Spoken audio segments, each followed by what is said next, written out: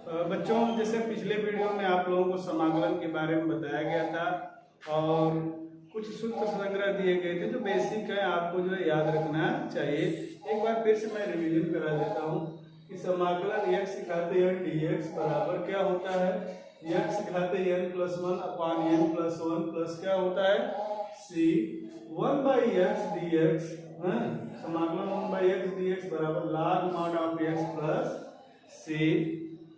फिर e to the power x dx बराबर e to the power x dx प्लस क्या है c। समाकलन dx बराबर x प्लस क्या है c। समाकलन cos x dx बराबर sin x प्लस क्या है c। समाकलन sin x dx बराबर minus cos x plus c। समाकलन sec स्क्वायर x dx बराबर tan x प्लस c।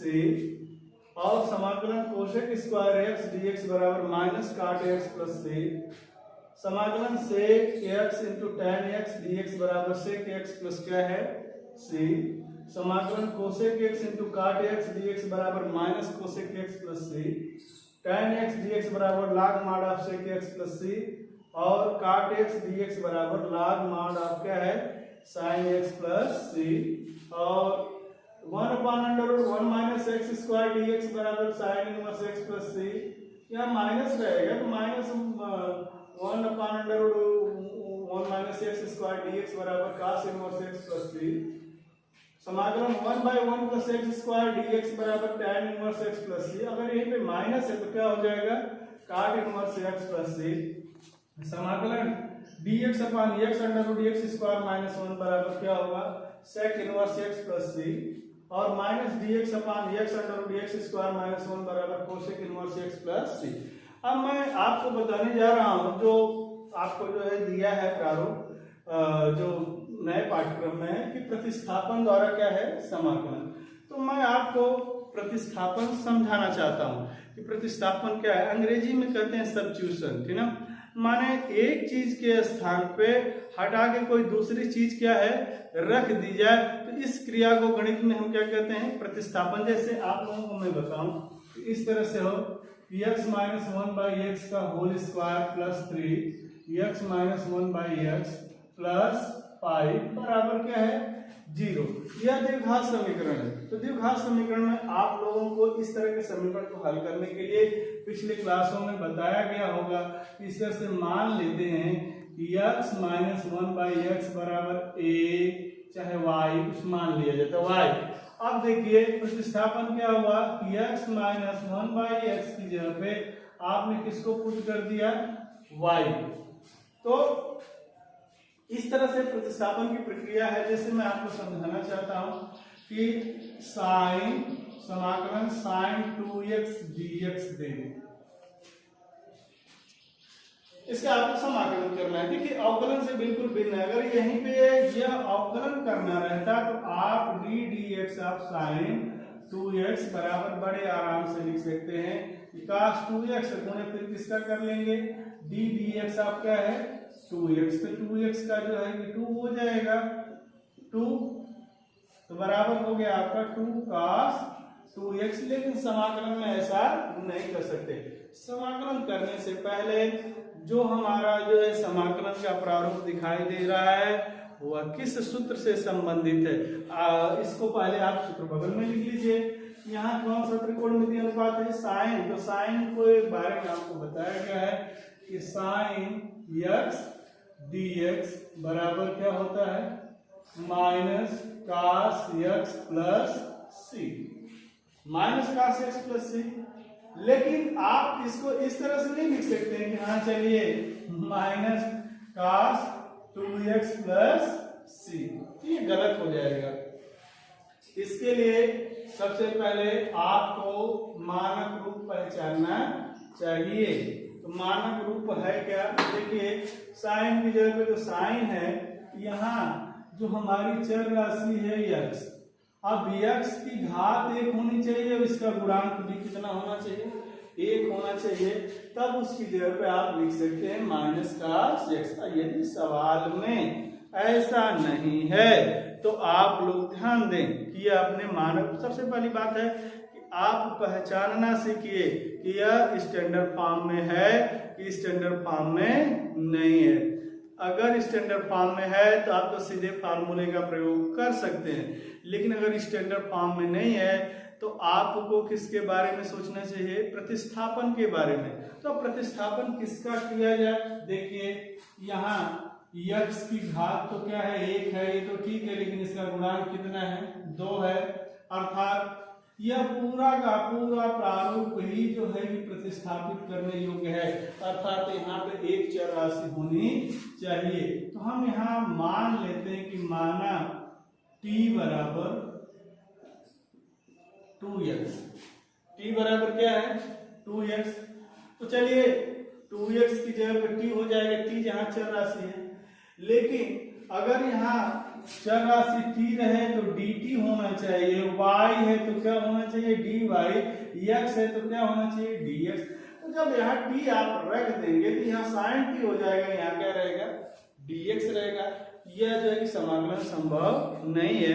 इसके लिए जब हम प्रतिस्थापन करते हैं उसका एक बार हम अवकलन कर लेते हैं। अवकलन करके देखते हैं कि हम dx की जगह पे हाउ मच dt माने कितना dt रख सकते हैं, यह हमें पता होता है। तो हम यहाँ अवकलन करेंगे जो माने हैं दोनों पक्षों का x के सापेक्ष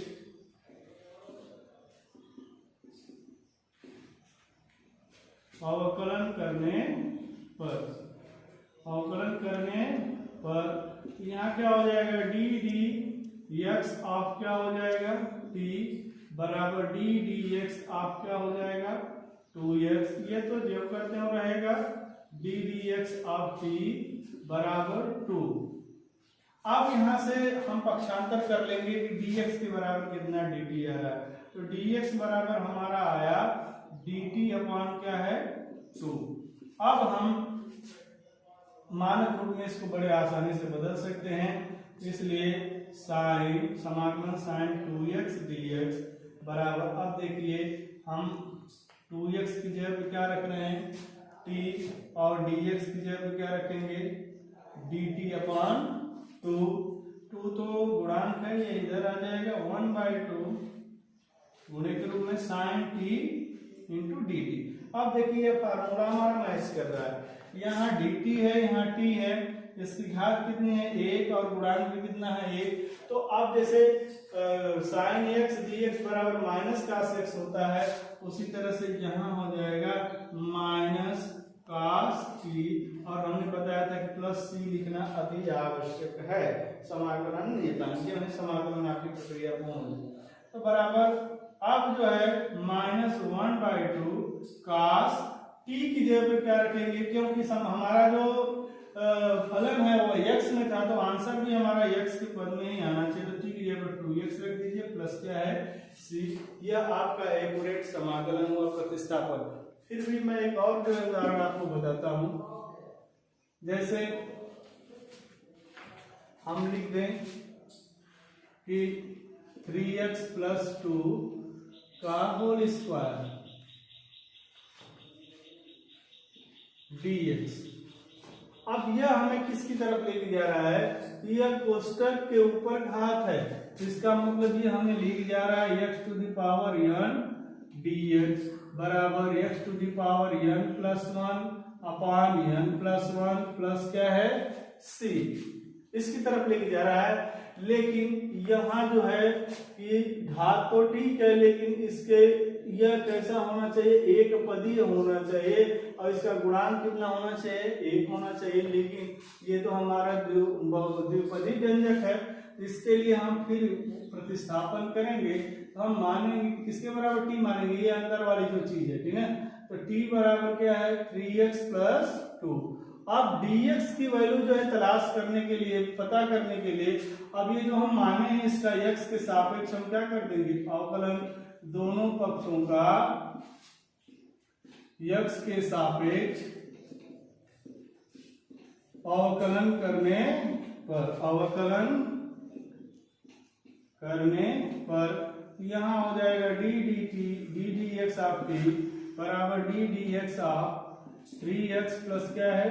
2, या D D X of T is equal to, इसका डिफरेंशियल करेंगे कितना आएगा 3, इसलिए यहाँ किसकी वैल्यू निकालेंगे dx बराबर आपका क्या आ गया dt अपॉन क्या है 3। हर सवाल में अलग अलग dx बराबर dt आ सकता है, इक्वल भी आ सकता है, लेकिन कितना होगा ये डिफरेंशियल करने के बाद ही आपको पता करना होगा। अब हम समाकलन के लिए चलते हैं। समाकलन 3x + 2 का होल स्क्वायर dx बराबर, अब इस पूरे की जगह क्या रखेंगे बच्चों t, ये क्या हो जाएगा t स्क्वायर, और dx की जगह क्या रखेंगे dt अपॉन 3 या 1/3 समाकलन t स्क्वायर dt। अब यहाँ आप देखिए कि अपने मानक रूप में हो गया x घात n को मैच कर रहा है फार्मूला, तो t की घात 2 धन 1 बटा में 2 धन 1 प्लस c, या 1 बटा में 3 गुणे t क्यूब बटा में 3 प्लस c। अब t की जगह पे जो है जो वैल्यू आप पुट किए हो उसको रख सकते हो 1/9, है ना, और यहाँ रख सकते हैं 3x + 2 होल क्यूब है तो होल क्यूब हो जाएगा प्लस क्या है c। इस तरह से अगर आप जो है लेके पूरी प्रश्नावली को चलेंगे तो प्रतिस्थापन आपको अच्छे से समझ में आ जाएगा, और आ चुका होगा मुझे जहां तक ज्ञात है। तो पहले केयरफुली सोचिए कि हम किसको t के बराबर प्रतिस्थापित करें, उसके बाद जो उसका डिफरेंशियल करके हम dx की वैल्यू निकालें किसके पद में dt के पद में, और फिर जो है समाकलन की प्रक्रिया प्रारंभ करें उचित फार्मूले के साथ। तो यह जो है कि प्रारूप आपको जो है कि मिल जाएगा। बुक है जिन लोगों के पास तो अच्छी बात है, नहीं है तो व्हाट्सएप से भेज दिया जाता है आप लोगों को।